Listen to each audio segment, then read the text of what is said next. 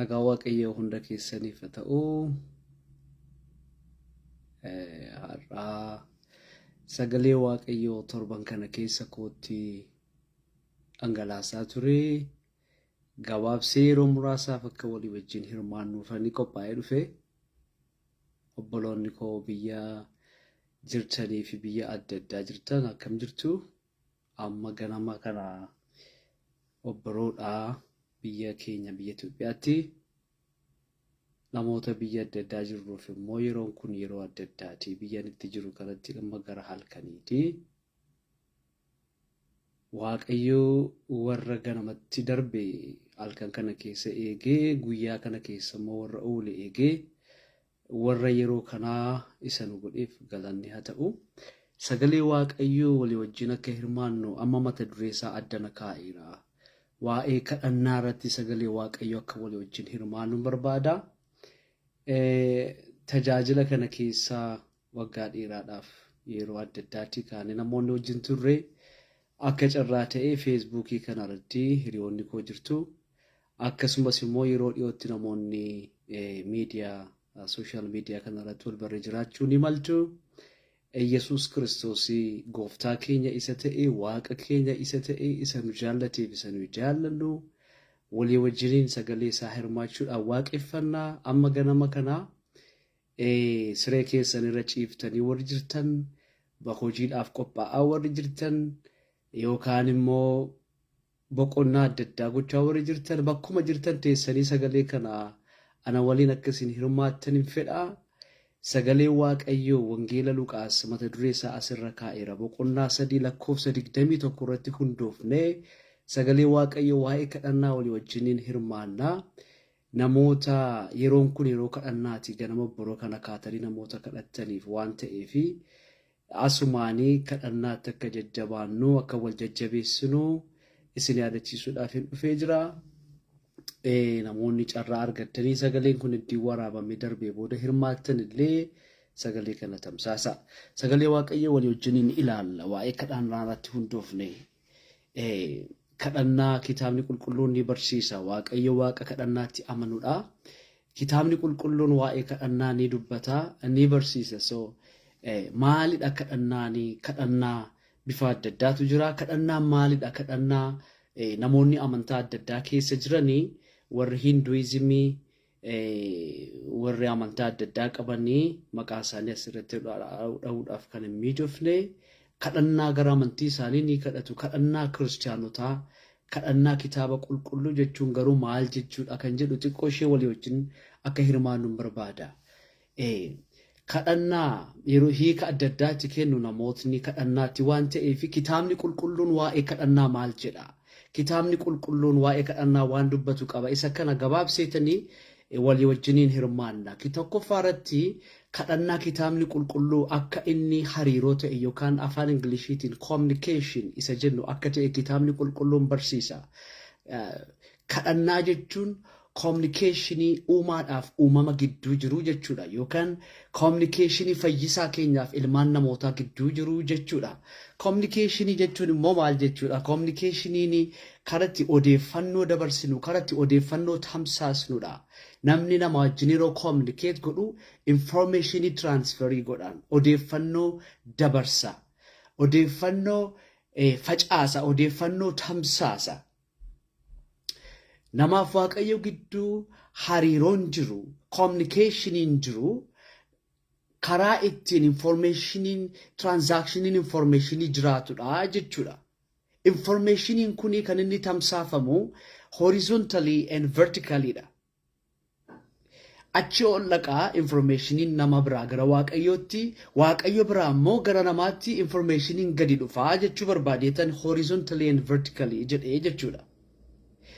Communicationidha. Kitaabni qulqulluun Wangeela Luqaas boqonnaa 3:21 irratti akka kana jedha. Utuu inni kadhachuutti jiruus Waaqni baname. Hafuurri qulqulluun bifa gugeetiin mul'atee irra bu'e. Sagaleen Waaqarraa dubbate. Ati ilma koo isa jaallatamaadha. Gammachuun koos sitti hin raawwatama jedhee jedha kitaabni qulqulluun. Yesus Kiristoos laga Yordaanositti harka Yohaannis cuuphaatti eddii cuubame booda kadhannaatti ka'e, kadhachuu jalqabe. Utuu inni kadhachaa jiruutii Waaqayyo Gooftaan Waaqarraatii ergaa dubbate. Waaqayyo Gooftaan Waaqarraatii sagalee dhageessise. Yesus Kiristoos maal jedhee kadhate kutaa kanarratti kitaabni qulqulluun waan kaa'u hin qabu.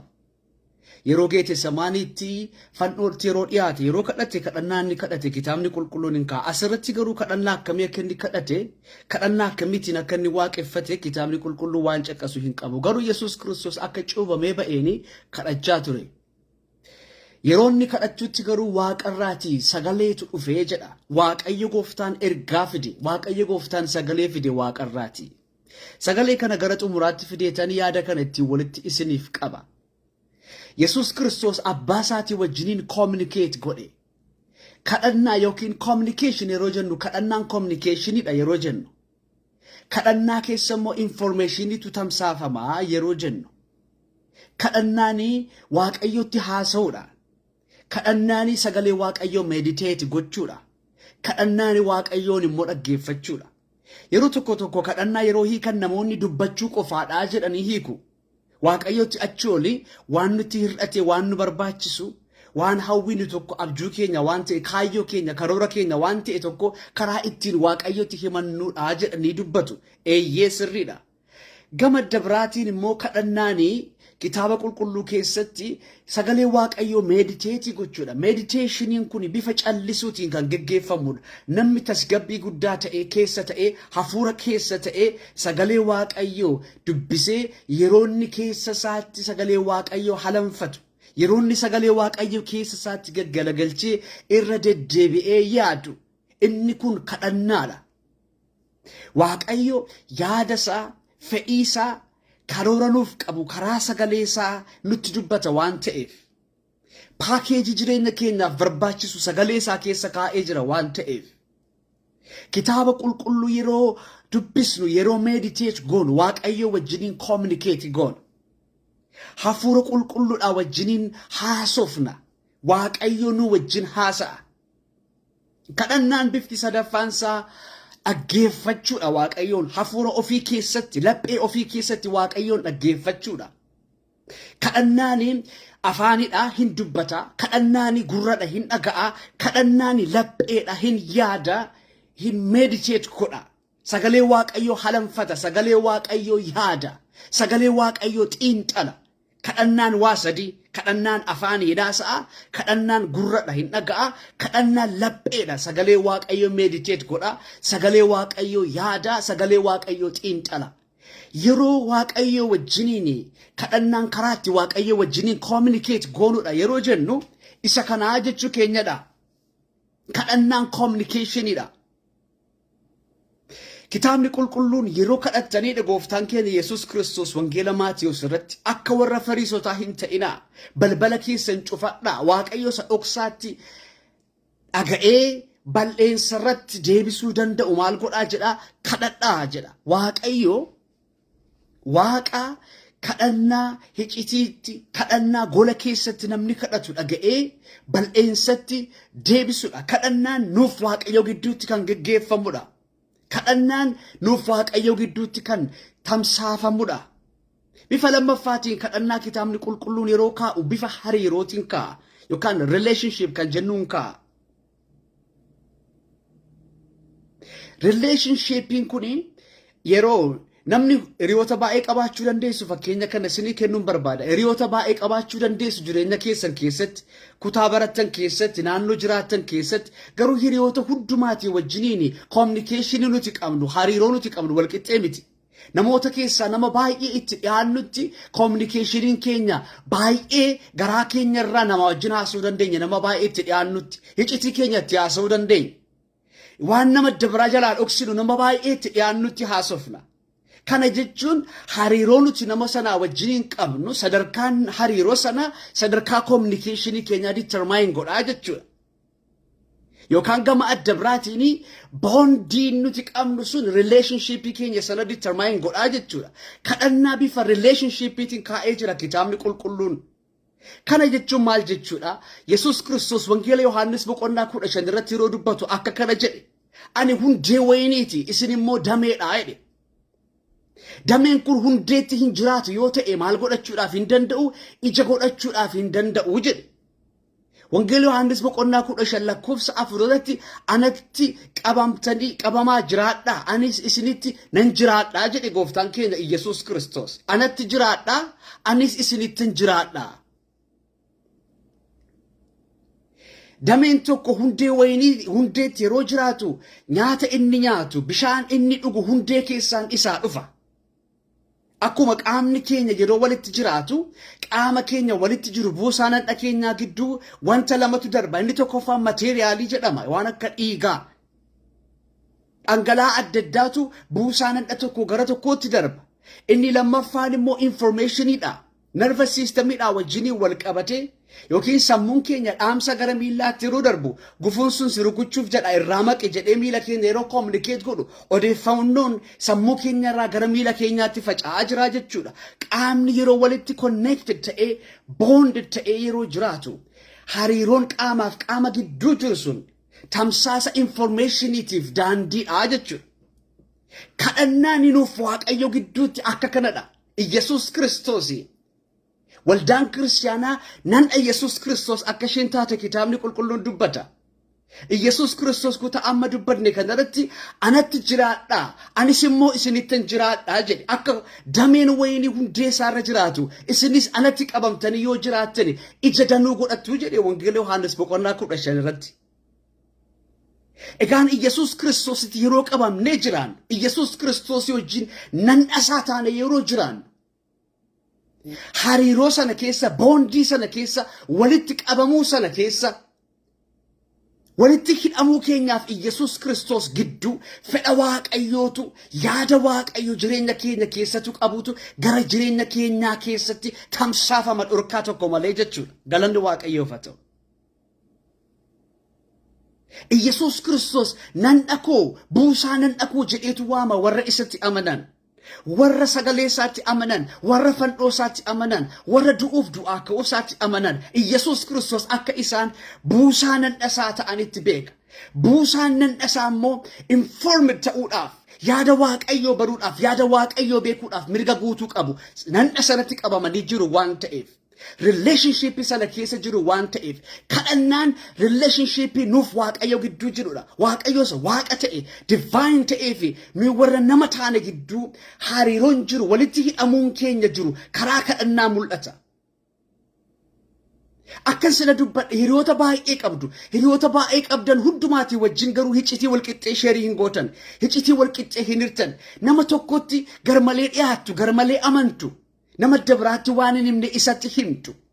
Relationship nuyi Waaqayyo gidduun jiru. Yeroo inni guddachaa deemu communicationiin keenya kadhannaan keenya guddachaa deema. Kadhannaan keenya guddachaa yeroo deemu relationship keenyas immoo akkasuma guddachaa adeema. Waaqayyo gooftaan maccaa sagaleen isaa yeroo dubbatu Yesuus Kiristoos gara fakkaachuutti gara guutummaa isaatti maal ta'aa jedha? Guddadhaa jedha. Guddina nuyi Yesuus Kiristoos keessatti qabnu. Guddina nuyi sagalee Waaqayyoo keessatti qabnu kan dhalatudha, kan guddatudha. Mucaa ta'a, dargaggeessa ta'a, adaaltii ta'a gara maachuritiitti guddataa jechuudha. Maachuritii kana keessatti yeroo guddatutti hariiroo nuti Waaqayyoo wajjiniin qabnu guddachaa deemuu danda'u qaba. Namoonni baay'een mana Waaqayyoo keessa baay'ee turaniiru. Namoonni baay'een kitaaba qulqulluu dubbisanii baay'ee hubataniiru. Haa ta'u iyyuu malee relationship sanatti immoo Waaqayyo wajjiniin hin guddanne. Relationship isaanii Waaqayyo wajjin hin jabeeffanne. Sababni isaa maali jettanii yeroo ilaaltanii jireenyi kadhannaa baay'ee barbaachisaadha. Namni relationship isaa Waaqayyo wajjin guddifachuudhaaf jireenyi kadhannaa baay'ee barbaachisaadha. Jireenyi kadhannaa karaa nuyi itti relationship keenya hariiroo keenya Waaqayyo wajjin itti guddifannudha. Yeroo hariiroo keenya guddifannu Waaqayyo wajjin Communicationin keenya yeroo guddatu, relationshipin keenya akkanuma guddachaa adeema. Waaqayyo iccitii gurguddaa namoonni inni kitaaba qulqulluu keessatti taasise. Fakkeenyaaf warra akka Museetiif Eeliyaasin fudhannee yeroo ilaalle. Museen gaara Siinaa gubbaatti yeroo ol ba'e. Gara ulfina Waaqayyoo isa guddaaf gadi fagoo sana keessa yeroo seene. Waaqayyo gooftaan abboommii kurnan yeroo itti kenne. Akkaataa namoonni adda biraan Arooniif Museen illee itti Waaqayyo wajjin haasa'uu hin dandeenyetti kan Museen Waaqayyo wajjiniin haasa'e. Sababni isaa Waaqayyo gooftaan Museetti of mul'isee Museen immoo gara Waaqayyo ulfina isaatti yeroo Waaqayyo itti mul'ate sanaa ka'ee ol seenuu isaarraa kan ka'e Museedhaaf Waaqayyo gidduutti relationshipin isaanii baay'ee guddateera. Waaqayyo akka Museetti haasa'utti Aroonitti hin haasa'u ture.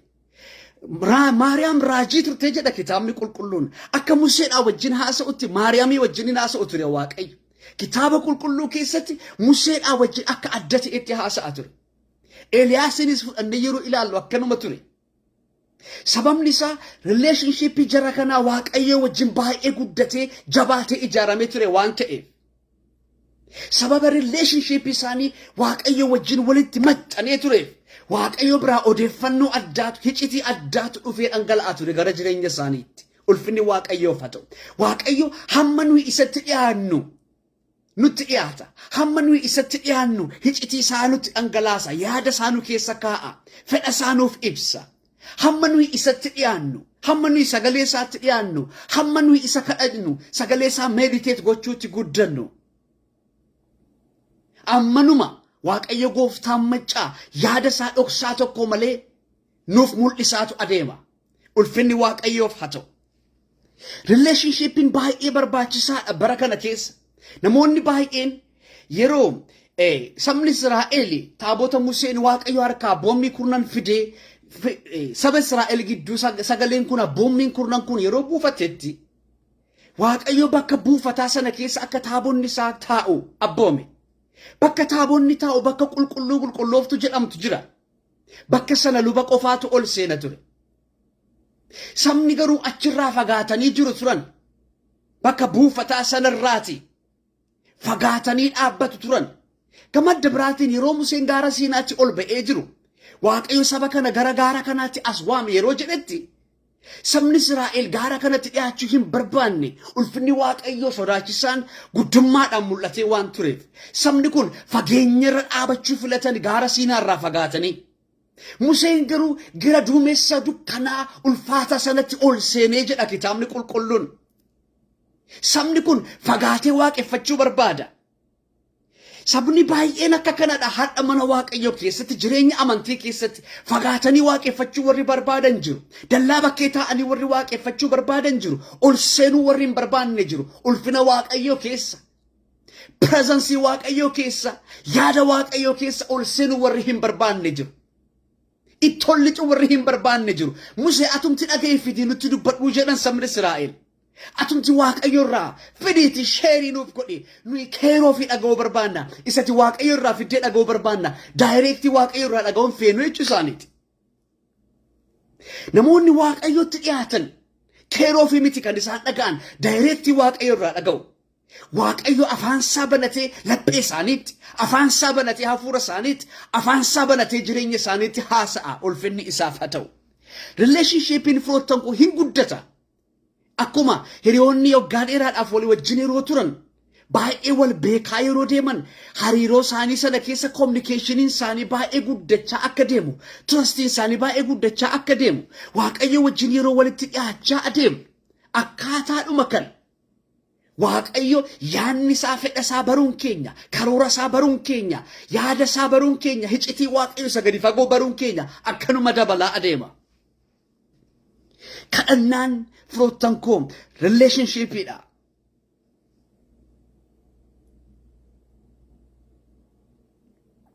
Relationship akkamitti nuuf Waaqayyo gidduu jira. Tokkoffaa irratti hariiroo gooftaatii fi hojjetaa gidduu jirutu nuuf Waaqayyo gidduu jira.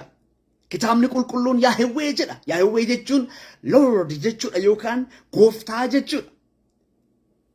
Waaqayyo gooftaa yeroo ta'u nuyi hojjettoota isaati. Hariiroo nuuf Waaqayyo gidduu jiraatu hariiroo gooftummaa isaatiif hariiroo hojjetaa Waaqayyo ta'uu keenyatu nu gidduu jira. Waaqayyo biyya lafaarratti warra isatti amanan warra Yesuus Kiristoositti amanan hojjettoota isaa godheetu kan inni kaa'e. Akka kana jedha kitaabni qulqulluun isin soogidda biyya lafaati. Isin ifa biyya lafaati jedha. Ulfinni Waaqayyoof haa ta'u. Waaqayyo isa bushaa akka mi'eessinuuf isa dukkana ta'e akka ibsinuuf biyya lafaarra nu kaa'e. Amantoonni Waaqayyo biyya lafaarratti tajaajila Waaqayyooti. Tajaajiltoota Waaqayyooti. Mishinii Waaqayyoo baatu. Ergama Waaqayyoo baatu. Karoora Waaqayyoo baatu biyya lafaarratti. Hojii Waaqayyoo hojjetu. Hojii hojjetan qabu. Lakkoofsumaaf namni biyya lafaarra kaa'ame hin jiru. Amantoonni qaama Yesuus Kiristoos akka ta'an qaama keenya keessaa immoo kan hojii hin qabne akka hin jirre. Akkaataadhuma kana amantoota Waaqayyoo ta'anii Yesuus Kiristoositti warri amanan akkaatuma kana hojii qabu. Hojii hojjennu qabna.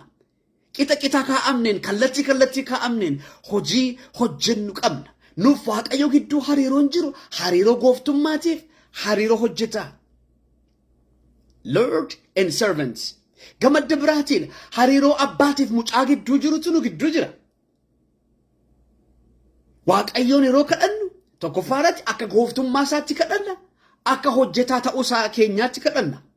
Hariiroo lammaffaan nuuf Waaqayyo gidduu jiru hariiroo abbaatiif mucaati. Kadhannaa nuyi Waaqayyoon kadhannu. Communication nuyi Waaqayyo wajjiniin qabaannu. Abbummaa isaatiif mucummaa keenya gidduutti kan hundaa'edha. Kitaabni qulqulluun akka kana jedha wangeela Yohaannis irratti. Boqonnaa tokko irratti warra Yesuus Kiristoositti amananiif mirga mucaa Waaqayyoo ta'uutu isaaniif maal ta'e jedha. Isaaniif kenname. Haleluuyaa. Kana jechuun yeroo mirga mucaa Waaqayyoo ta'uu fudhatan Waaqayyo immoo maal isaanii ta'ee jechuudha. Abbaa isaanii ta'ee jechuudha. Hariiroo nuuf Waaqayyo gidduu jiru kan abbaatiif mucaa gidduu jirudha. Yeroo Waaqayyoon kadhannu akka abbummaa isaatti isa kadhanna. Inni immoo akka mucummaa keenyaatti nuuf deebisa. Akka mucummaa keenyaatti nu wajjin haasa'a. Kana jechuun Waaqayyoof nuti warra alagaa miti waliif jechuudha.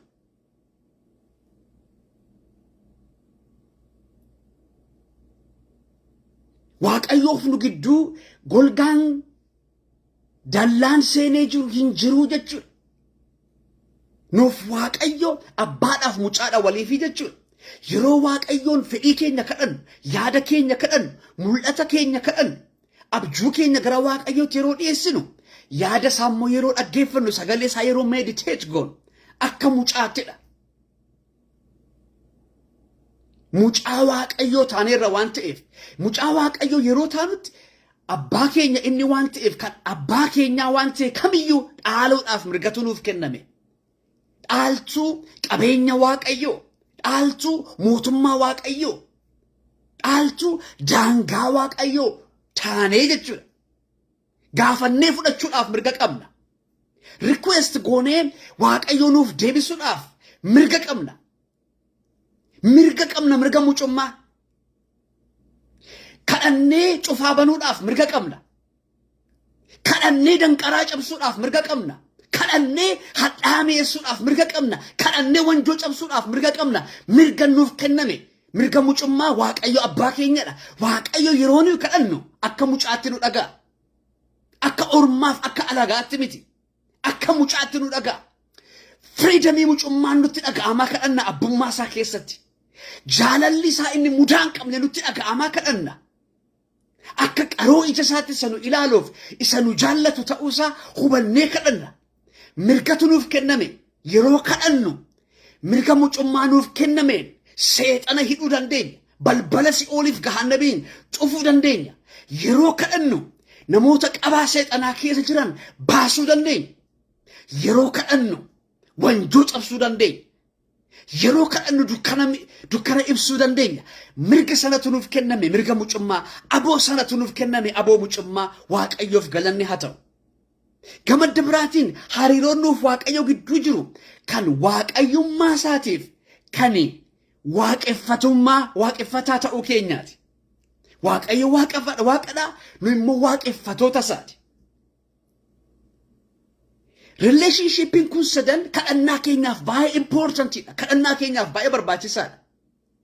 Relationship communication determine godha. Communication immoo relationship determine godha jedhee xiqqoo highlight isinii godheen ture. Akkuma kanadha.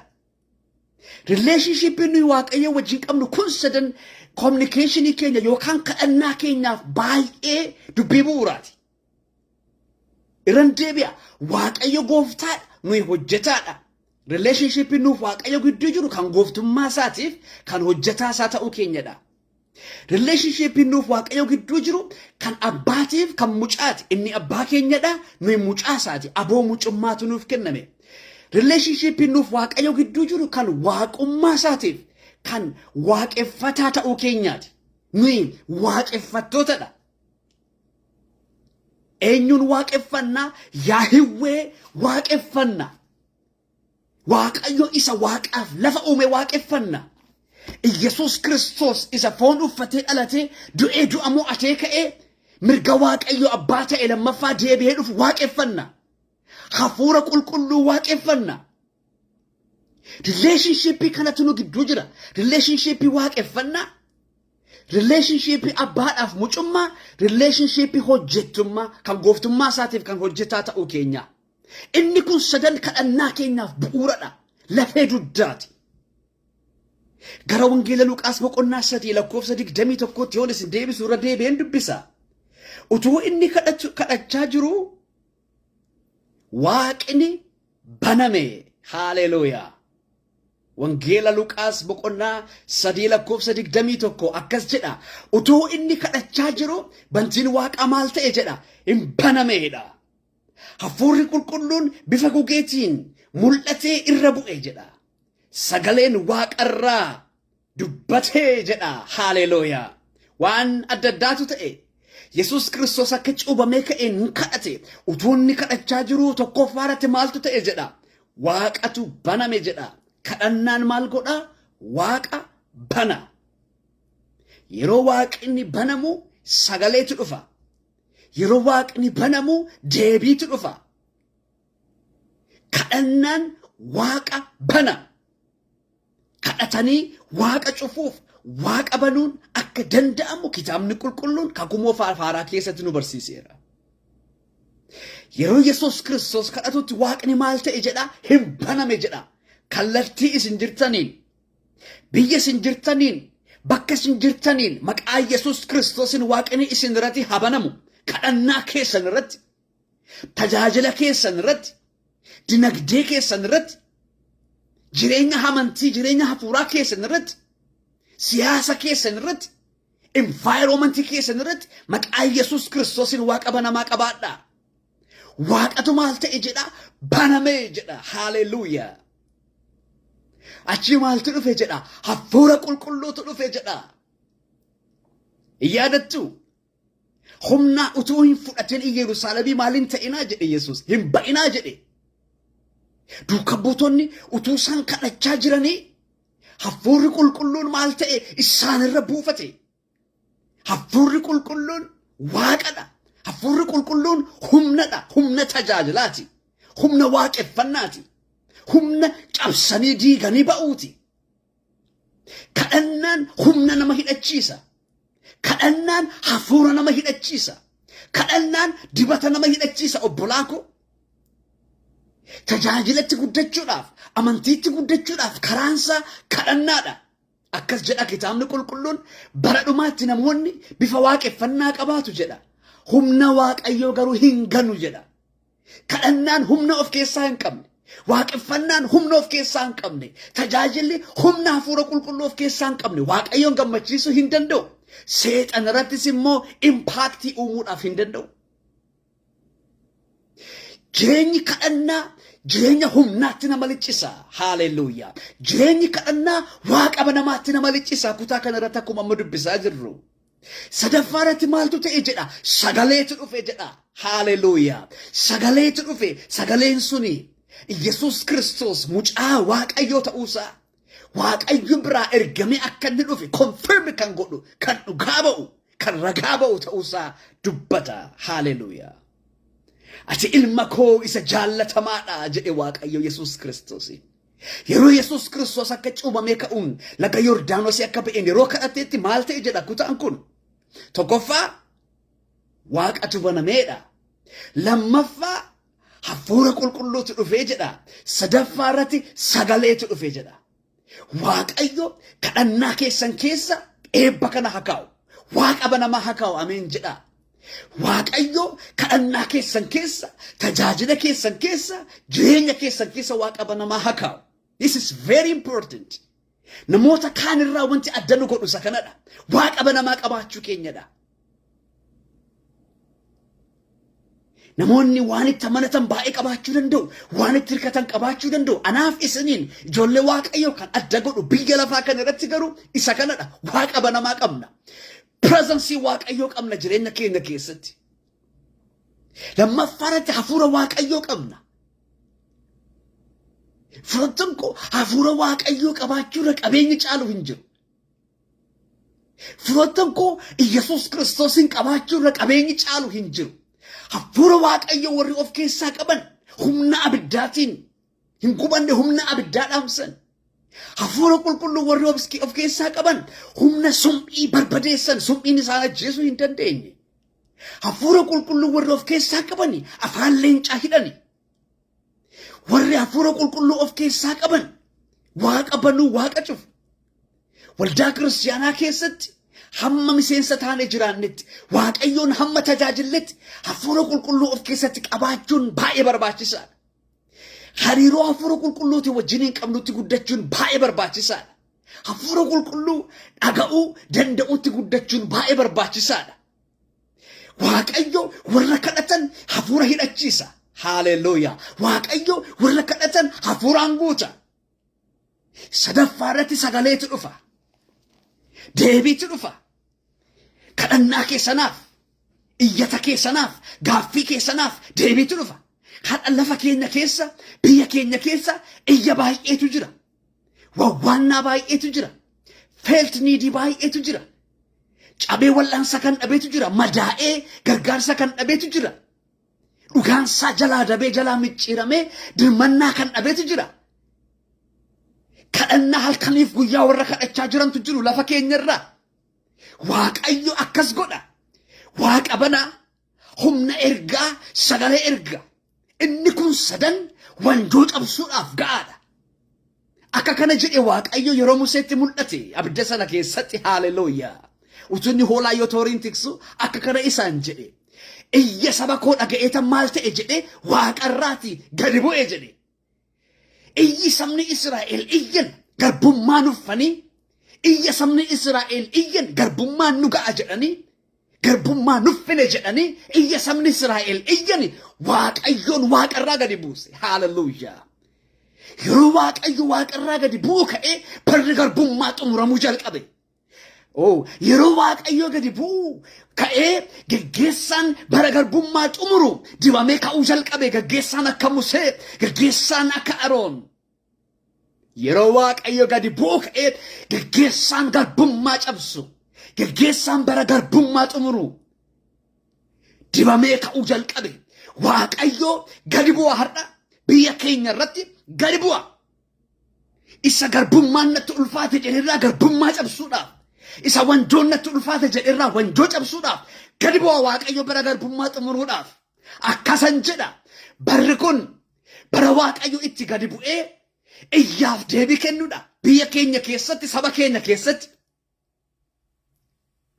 Firoottan koo waggaa 430 eegan sabni Israa'el kadhannaa kanaaf. Iyyaa waggaa 430 eegan garbummaa keessatti. Waggaa 430 eegan gidiraa keessatti. Fari'ooniif garbummaa, humni isaanii nyaatamaa, yeroon isaanii nyaatamaa, ijoolleen isaanii ormaaf ergamaa, lafti isaanii, qabeenyi isaanii, dafqi isaanii saamamaa. Waggaa 430 guban. Baratti waggaa 430 sun xumurame yoomi beektu? Baratti Waaqayyo iyya saba koon dhagee jedhee gadi bu'eedha. Waaqayyo bara sana nuuf godhu. Baratti barri garbummaa xumuramuu jalqabu. Baratti geggeessaan bara garbummaa xumuru inni akka Musee dibameetti ka'uu jalqabu. Geggeessaan akka Aroon. Haalelooyaa. Inni waaqonni biyya Gibxii dibata isaa jala dhaabachuudhaaf hin dandeenye. Inni hafuurri diinaa inni biyya Gibxii bara garbummaa saba Israa'eliin dheeressuudhaaf inni lole, inni qabsaa'e, ulee Musee liqimsuudhaaf inni ba'e, humni diinaa suni, humni waaqota Gibxii suni, Waaqayyo isa waaqarraa gadi bu'e jedhe sana jala dhaabachuudhaaf hin danda'e. Waaqayyo gadi bu'a. Yeroo xoofoon buutee dhangala'u gadi bu'a. Yeroo imimmaan namaa garmalee dhangala'u gadi bu'a. Iyyi saba Waaqayyo, iyya warri dhugaan isaanii jalaa sarbame Waaqayyoon gadi buusa. Haleluuyaa. Waaqayyo gadi bu'a deebii kennuudhaaf. Waaqayyo gadi bu'a wanjoo cabsuudhaaf. Iyyi Waaqayyoon gadi buusa. Kitaabni qulqulluun akkas jedha. Yoo diddee warraaqxe wanjoo kee cabsita jedha. Haleluuyaa. No yoo jette, I don't deserve this yoo jette. No jette yoo warraaqxe diddee kadhattee iyyite wanjoo kee cabsitee baata. Haleluuyaa. Waaqayyo bari kun baratti wanjoo cabunuuf haa godhu. Iyya saba koo dhageen gadi bu'ee jedhe Waaqayyo. Gadi bu'uun Waaqayyo. Gadi bu'uun Waaqayyo dhugaa bakka isheetti galcha. Gadi bu'uun Waaqayyo iyyaaf deebii fida. Iyya garbummaa, imimmaan garbummaa, wawwaannaa garbummaatiif deebii fida. Foottan koo rakkina har'a biyya keenya keessa jiruuf, saba keenya keessa jiruuf furmaata isaa isin waan baay'eedha jettanii yaaduu dandeessu. Furmaata isaa isin qarshiidha yookiin meeshaa waraanaati jechuu dandeessu. Kitaabni qulqulluun akka kana jedha. Isaan kan meeshaa waraanaatti amanatu, fardeen isaaniitti amanatu, nuyi garuu eenyuun amanamna jedha?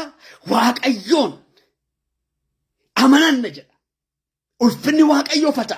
Gadi bu'uun Waaqayyo wanjoo cabsuudhaaf gaadha. In the absence of, bakka wantoonni nuyi deebii kootiif, gaaffii kootiif deebiin isa kana, wanjoon cabuu isaatiif karaan isa kana jennee wantoota ni toora naqanne sun bakka isaan hin jirretti gadi bu'uun Waaqayyoo qofaan garbummaa xumura. Yeroo Waaqayyoo gadi bu'u jalloota barcumni hin baatu.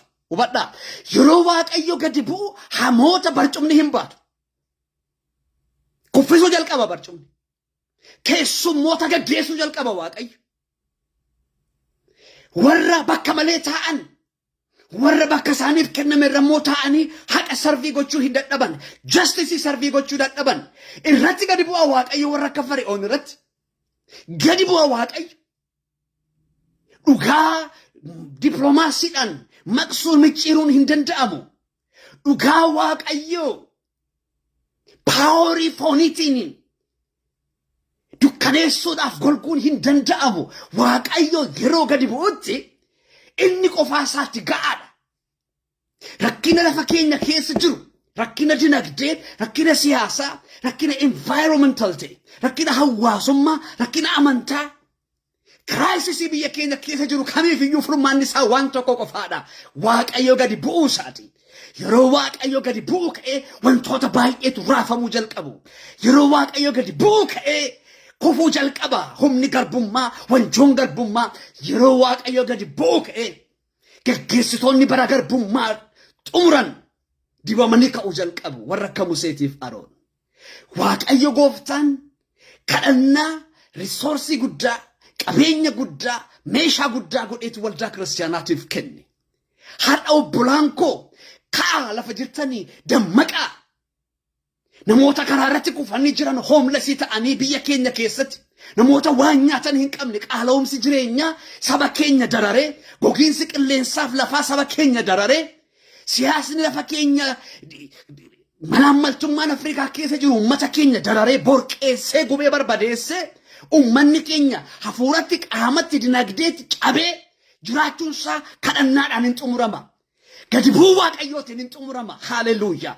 Waaqayyo yeroo gadi bu'u injustisii gara xumuraatti geessa. Waaqayyo yeroo gadi bu'u umurii jal'oota gabaabsuu jalqaba. Umurii jal'inaa gabaabsuu jalqaba. Waaqayyo yeroo gadi bu'u dukkanni mo'amuu jalqaba. Waaqayyo lafa keenya irratti gadi bu'u haa bu'u. Erga tajaajillee tajaajiltoota Waaqa banan nu haa godhu Waaqayyo. Erga waaqeffannee warra waaqeffannaan isaanii Waaqayyoon gadi buusu nu haa godhu Waaqayyo.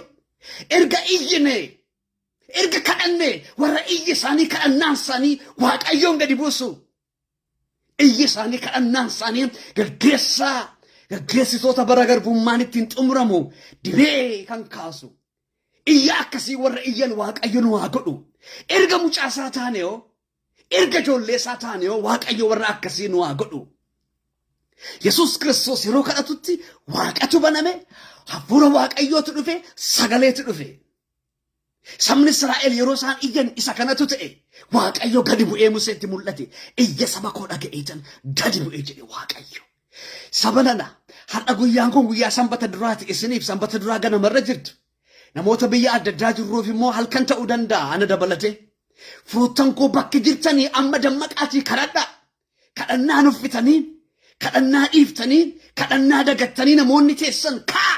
Jilbi keessan humnadha. Jilbi keessan Misaa'elii caala, Niikulaar boombii caala. Jilbi keessan wanjoo cabsa. Jilbi keessan aangoodiinaa gombisa. Jilbi keessan bara garbummaa xumura. Jilbi keessan waaqayyoon gadi buusa. Kaa furmaanni isin bira jira. Kaa iyyi keessan waaqayyo biraa waa gadi buusa. Waaqatu banamaa, humnatu dhufa, dibatatu dhufa, ayyaanatu dhufa, mul'atatu dhufa. Yesuus Kiristoos erga waaqeffannee, erga maqaan isaa nurratti waamamee warra akkasii nu haa godhu. Ameen, ameen, ameen, haleluuyaa. Isinii wajjinan daqiiqaa 3 kadhadha waaqayyoon. Yesuus Kiristoos yeroo ati kadhatte waaqatu baname. Yeroo ati kadhatte hafuura qulqulluuti bifa gogeetiin gadi bu'e. Yeroo ati kadhatte sagaleetu dhufe. Bartoota keetiinis humna hamma fudhattanitti hin ba'inaa jette. Yeroo isaan mana isaanii cufataniis waaqeffachaa si kadhachaa utuu isaan jiranii humni dhufe. Humni yeroo dhufu gadi ba'ani. Sabni Israa'elis hin iyyani waggaa 430. Yeroo xoofoon guutee dhangala'u gadi buutee garbicha kee Museetti mul'atte. Musee iyya saba koo dhaga'ee tan gadi bu'e. Ani waaqa kan Abrahaam, kan Yisaaq, kan Yaaqoobidha jette. Iyyi ijoollee kee waaqa banaa, waaqa cufaa. Iyyi ijoollee kee yaa waaqayyo dukkanarratti ifa moosisa. Iyyi ijoollee kee justisii, injustisii irratti moosisa. Iyyi ijoollee kee dhugaa soba irratti moosisa. Iyyi ijoollee kee firiidamii garbummaa irratti moosisa. Maqaa Yesuus Kiristoosiin amantiidhaan aboo mucummaa ati nuuf kenniteen yaa waaqayyo harka keenya gara keetti ol fuunee maqaa Yesuus Kiristoosiin dukkana lafa keenyarraa qolachuu akka dandeenyu, wanjoo saba keenyarraa akka cabsuu dandeenyu. Yaa waaqayyo gooftaa bara baraan jiraattu si qofaatu lafa keenyaaf furmaata. Si qofaatu saba keenyaaf furmaata. Gadi buun qofaan kee nu ga'a. Ati qofaan kee nu geessa. Maqaa Yesuus Kiristoosiin kadhannaa keenya irratti waaqni haa banamu. Kadhannaa keenya irratti hafuurri qulqulluun haa dhangala'u. Kadhannaa keenya irratti sagaleen waaqarraa haa dhufu. Maqaa Yesuus Kiristoosiin dukkana lafa keenya irra jiru irratti, wanjoo saba keenya irra jiru irratti, hibboodhaaf gaaffii iyyaaf wawwaannaa lafa keenya irra jiru kana hundumaa irratti harki kee haa diriiru. Yaa waaqayyo sabni kee lafa jiru itti fufee si kadhata. Kadhannaa keenya irratti waaqni banamaadha. Galanni siif haa ta'u maqaa Yesuus Kiristoosiin. Ameen. Haleluuyaa. Waaqayyo isin haa eebbisu. Sagalee waaqayyo torban kana keessa kaa'e isa kana ture isa kana isinii wajjin qooddachuudhaafan dhufe. Kadhannaa koottan fufaa isinis itti fufaa. Dibanni waaqayyo bara keessanitti isinii wajjiniin haa ta'u. Hafuura qulqulluudhaan guutamaa, bantii waaqayyo banamaa qabaadhaa. Sagaleen waaqayyo onnee keessan irratti haa dhangala'u.